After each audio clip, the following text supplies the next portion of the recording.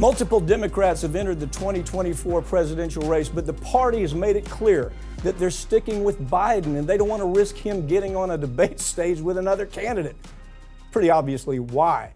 Ring of Fire's Farron Cousins joins me to talk about what's happening along with other issues. Farron, this should be embarrassing to the Democratic Party. I mean, to say, no, we don't want, look, Robert F. Kennedy right now, as soon as he announced, he was 31 points up on, not ahead of Biden, but he was closing that gap. He was 31 on the announcement day. So don't put him on the stage. Don't let Biden have to answer any questions. Just let it rock on like a bunch of old crazy people in charge of the U.S. right now. It really is sad. And I mean, just because of the fact that we know how things played out for the Democratic Party in 2020, Biden was not doing great. South Carolina came along, saved him in that primary, switched the trajectory. Had that not happened, or had it happened at a different date, Bernie Sanders likely would have had the momentum going into that. Same thing with 2016. And so what they're trying to do right now is avoid anything that could disrupt Biden. Right. And that would include putting him on a debate stage.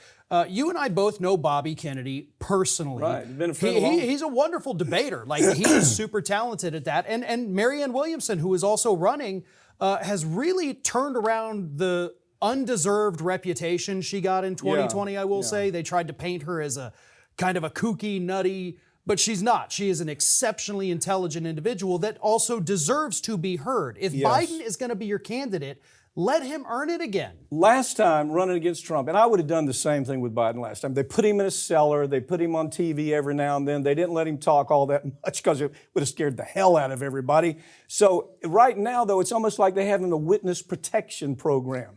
No, he doesn't do interviews. Won't do any kind of press conferences. When he does, it is a train wreck disaster. So along comes Bobby Kennedy with numbers like that right off the bat. And you got to say, the one thing he's got to overcome, Bobby has to overcome, obviously, the issue with the vaxxer issue. But I got to tell you something. This is a guy that I've tried cases with over the years. He's been a close personal friend. I've done television with him. I've done radio with him. He and I have been tried some of the biggest cases in America. The last one I tried was in West Virginia, a Spelter trial where we hit him for $395 million because Bobby and I were able to show that they had put these stacks of toxin, I mean mountains of toxin. This company had put mountains of toxins up around the city. The wind was coming in. People were dying of all kinds of lung diseases. So they really punished him. But the point is, he cares. He's done something. He doesn't just, he actually walks the talk. Right now, we've got a guy who said he wants to, hell, he doesn't even want to talk. He wants to hang out somewhere and just let this thing go as it, maybe somebody's going to pay attention to it. I don't know. Well, it really, at this point, seems like it would be a walk in the park for Biden if he didn't have Democratic challengers, right? Obviously, at that point, he secures the nomination no matter what. And he's up against Donald Trump, who, depending on the week, is 10 points down or 10 points ahead of Biden. I think when it comes down to it, Trump doesn't really have a chance in a general election. No, I don't Moderate think he does. Voters, independents, no way they're going to break Thank for him goodness at the he end. does not. Right. But that's why it becomes even more important for the Democrats to have a real primary, because if Trump is going to be the guy on the other side, and he's also saying he's not going to debate. Right. But if he's the guy on the other side, then we're at a point where we can actually choose, possibly in the primary, who the next president will be. Biden is 82 years old when he raises his hand and is sworn in.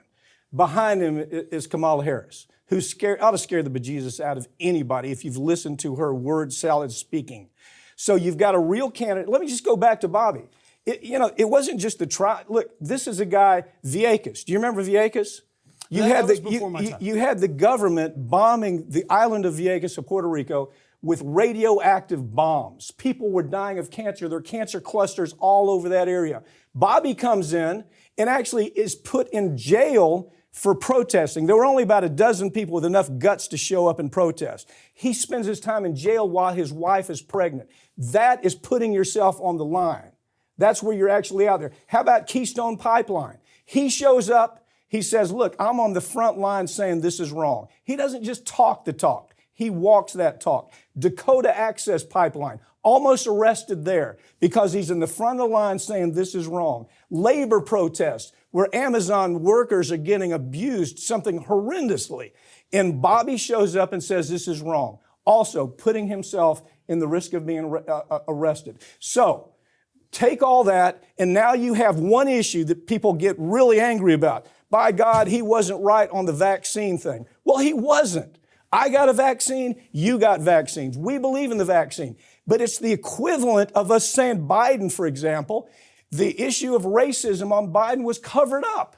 Do you understand? Go back and look at the way he treated Anita Hill when she was working through that horrible story. Yeah. Go back and look at his voting record on things like criminal justice. Yeah. And, you know, it's easy to say he has a race problem, but we overlooked that and we said he's fine.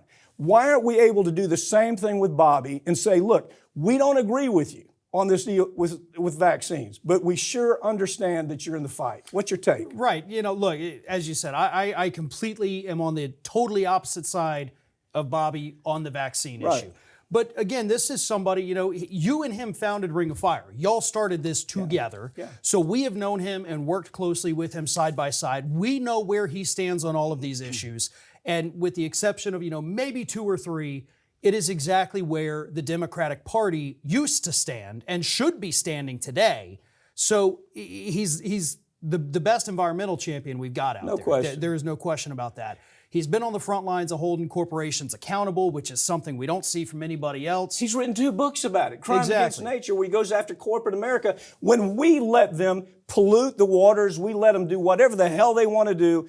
As taxpayers, we have to clean it up. Nobody ever goes to prison. Bobby's saying, by God, it's time we start putting some of them in prison. That's not a bad position to take. Well, exactly. And look, the whole point here is it doesn't matter who you're supporting right now, you know, who anybody wants to endorse. Because, look, I may change my mind as we go on. Right now, I'm leaning with Biden at the moment, but I want to see the debate. Yeah. I want to have the conversations. I need to get to know these other people as presidential candidates, not the former radio host. I need to see what it's like to make an informed decision. And if the DNC doesn't want to do that, you're taking away my right to make an informed decision. But this guy goes back as a progressive a long way. Air America, it was me, Al Franken, Rachel Maddow, Janine Garofalo, Sam Cedar, Cenk Uygur, and Bobby Kennedy. We were there on Air America, the most progressive entity of its time, right there in New York. Out of that, Bobby came in as a co-host, and we built this very thing you're looking at, Ring of Fire. This guy, I'm 100% behind him. I'm not going to be kind to Biden. I'll just tell you straight up, I'm not going to be kind to Biden. He's reached his expiration date, and it's time to get some new people in there.